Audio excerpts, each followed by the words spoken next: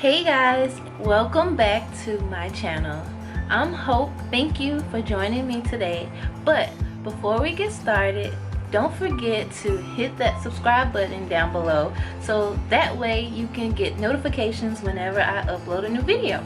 If you've already subscribed to the channel, thank you so much for joining me on this journey. So today I am going to talk to you about 4 things that I don't like about my Sisterlocks. Yes, you heard it right.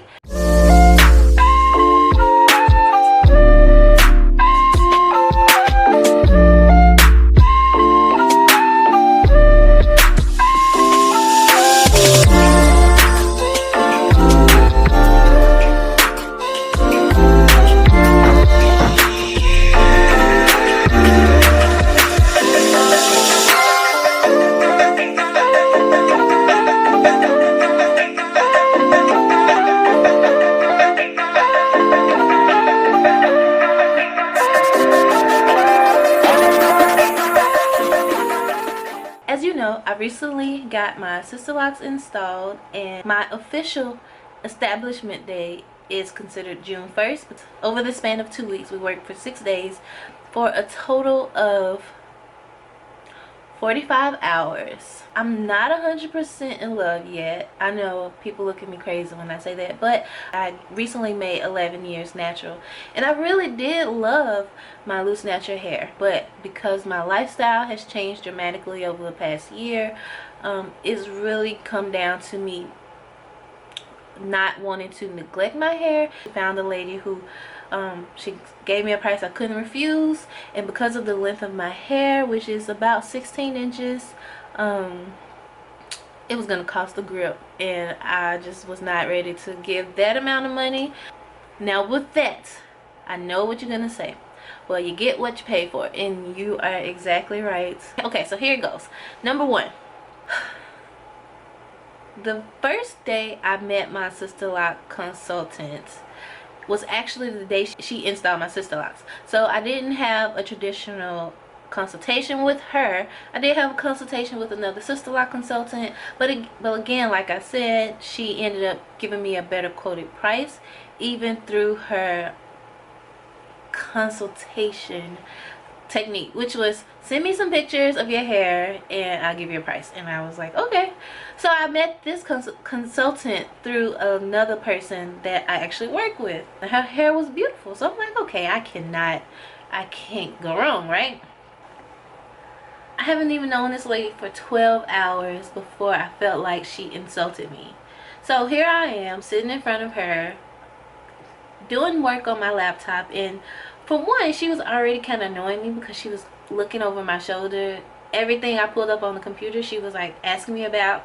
But I pulled up my personal website, hopecoleman.com, and there's a picture on my website that I took about a year ago. And you know, I was updating my website, and she goes, oh my god, this picture is gorgeous. I mean, you're gorgeous, you just gained a lot of weight. And I was like, thank you, right? I don't really know how to take that. So at first I wanted to say something because I was so taken aback that I just couldn't believe she said that. And I'm like, for me, I thought that was very inappropriate because I really do struggle with my weight, and I'm a pretty stoic person, but it stirred something up in me, and it really did hurt my feelings the more I even let it settle in and think about, because I know for me it would have been something that I would have never said to somebody that I hardly know. I don't even think I would say that to a friend of mine, so I just thought it was inappropriate. She is an older lady, and I just figured, you know, she's just being her, which was cool. I thought she was really nice. I was like, oh, I'm just gonna try to let it go, but it still bothered me. So that's one thing that really bothered me about this process, was just the lack of tact, I guess, and the lack of professionalism. So moving on to the second reason, she was just very overall inappropriate for like some things that she said. So I'm a Christian, she's a Christian. She So when I first met her, one of the first conversations she had was that she told me, you know, how deeply rooted in her faith she was and how religious she was. I'm 100% Christian, but I'm also a very, I would say, a progressive, radical Christian. I was like, okay, girl, that's fine. And so that she make a lot of homophobic comments. It will be very subtle at first, but then they became very aggressive. And I'm not part of the LGBT community, but I do advocate for all types of marginalized groups, and I have a lot of LGBT friends. And so I think the first comment she had made, this is not really the first comment, but this is the first comment that I can remember. First comment she made. So we watched a lot of Lifetime Movie Network. That was her choice. I was fine with it. And if you are familiar with Lifetime Movie Network's movies, they are really cheesy movies and bad acting. So actually, after one movie that was actually pretty decent, I told her, I said, these are some horrible actors. Like, what kind of writing is this? And she's like, yeah, girl. She's like, those writers, they must be gay. And she just kept throwing it. But the way she said gay, it was like, it almost was like if it was a knife, it'll cut you. And I'm like, whoa, hold on. I don't even know how that even makes sense, because it's just a bad movie. Like, why would you think that the people who write this movie, these movies, are gay? And if they were no homosexual undertones or anything, they were just bad. I just felt like I could be gay, and you doing all this and offending me. You don't know that. So I just thought it was rude, or the homophobic remarks were just not necessary. You don't know the company you're in. Number 3 is all about my hair. The biggest problem. So how she decided to go about my hair, because I have length on my hair, she decided to just go in and just install the locks first. Instead, some people like to go in and make sure everything looks good as you go, tighten them up, make sure they look good as you go. But she decided to just put them in there, and then she's gonna go back and tighten them up, make sure they're all the way to my scalp, and make them look good. So the first couple, up until the very last day, my hair, even though they were installed, it didn't look good because she hadn't like made them look good. She hadn't tightened them up. So I put a picture here. That's what it looked like right here. See this? And this. So as we went along, I noticed how a lot of my ends were being left out, and I personally didn't like that. Some people like a lot of their ends left out. While I wanted some ends, like, as I was looking, it was just becoming way too much. And the way Sisterlocks are installed, you start from the bottom up, and you are also charged by the length of hair. So you know, if you pay for this amount of length of hair, you want all of the length to be installed, instead of, you know, paying for this length and you only get half of it installed. Even though she did give me a discount, which is why I'm really conflicted, because at the end of the day, I'm like, okay, honestly, I did get what I paid for. Like, I paid a really good price and I got half the hair done. So some people have about, I talked to some consultants and they said that you leave about an inch, less than an inch out. I know some people may have 1.5 inches, 2 inches, and people I've known says it gets obsessive at like 2 or 3 inches. Well, I measured mine and I literally, kid you not, I have like, some places, most of the places are like 5 inches of hair left out. That is a lot of hair. And so if you just really think about it, all of the ends are like your loose natural hair. And I know for me, my loose natural hair, I want to keep it in good condition. But when they're locked, it's like it was bunching up. It was like pushing up against this into itself, and I found myself continuously pulling them down so it won't get knotted and tangled and matted. And I was just like, no, I don't like this. I really need more of it protected in the lock instead of it just being hung and free, because that just causes for a lot of problems for me. So I asked around, and I'm actually in a Sisterlock group on Facebook. It's a really good group. It's really supportive, and there are a lot of people in the group. Some are consultants, some have locks, they've had locks for years, and some are newbies, and a lot of people are in there just trying to get information. And so I posed the question, you know, I posted a picture, and I was like, is this a typical amount of hair being left out? And I got no across the board. The next day, after I talked to the people in the group, they supported the decision for me to talk to her and let her know. And a lot of people were like, run, girl, go find you somebody else, because that ain't good information. And I was like, no, I'm gonna stick it out with her. I've already paid her half this money. I'm halfway done. Like, I just don't want to go through it again with somebody else. So I said, hey, you know, I don't feel comfortable with this much hair left out.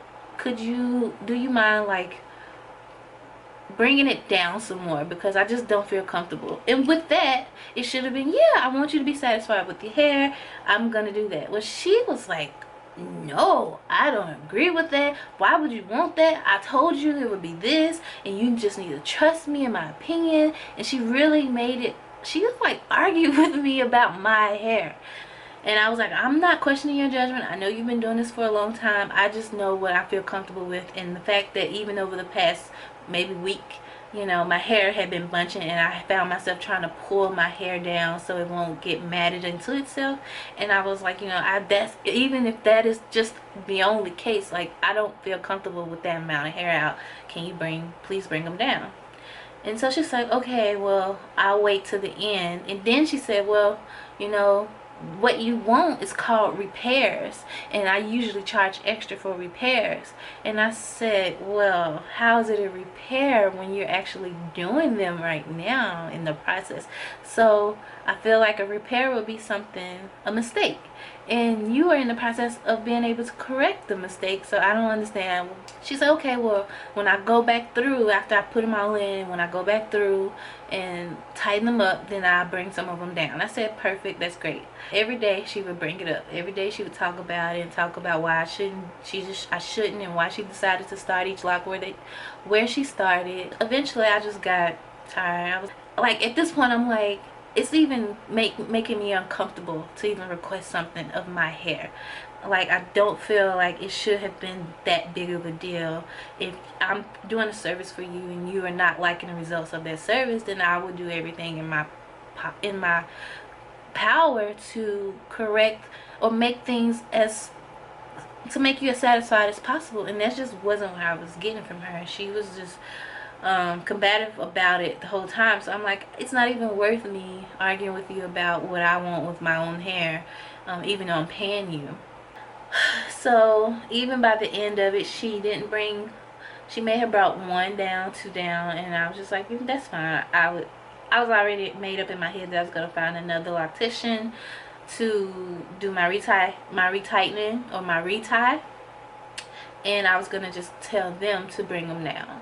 But continue on with more issues with my hair. You know, every day I would go home, I would find new problems. And so I would run my fingers through my hair, and I would see like sections of hair, like not in a lock, like she has missed over it. And I brought it up to her one day, and she was like, oh, don't worry, my hair, when I install people's hair, it's always perfect. I plan on going back through it and fixing it. And she even said, you know, I don't make mistakes. And I knew that was there. I think she did. I think she fixed some of them, but there's still a few like lonely strands in my hair somewhere.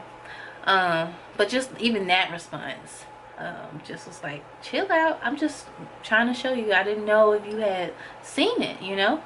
I didn't recognize this until she was done, and you know, it's like a week later. So of course, me being the stickler I am for my hair, I've examined my hair plenty of times. I've gone through it, and so I think maybe 2 or 3 days ago, I just started feeling the back of my hair, and I kid you not, there's a whole entire section back here that's not even tightened. It's like she didn't even go back to tighten it up. And I'm gonna see if I can show you guys. So there are parts that are just like at least 2 or 3 inches of hair not tight, and then there are some parts where there are 2 or 3 inches of loose hair that should be tightened, but there is a big old just unbraided hair, unlocked hair, and then there's a knot at my root, so it's like there's a big hole of hair. So I figure, you know, this is the exact reason as to why I need to find another loctician, so they can see what's going on with my hair. So the fourth thing about this process that I did not like is, as you can tell by now, is just her response to things. Like, I just was not into the whole being combative about what I wanted with my hair. That, like, even through text messages, I just was like, that's just not appropriate. And I kept thinking, she's really nice, you know, but really, is she really nice? When, like, there was just so many undertones that I just was not really feeling. So that's all I have for you today. I hope you enjoyed this video, and I hope this video was helpful. If you have any comments or questions about my journey or Sisterlocks in general, post them in the comments below, and I will do my best to answer you, or if I don't know the answer, I'll figure it out. So again, thanks for joining. Bye guys.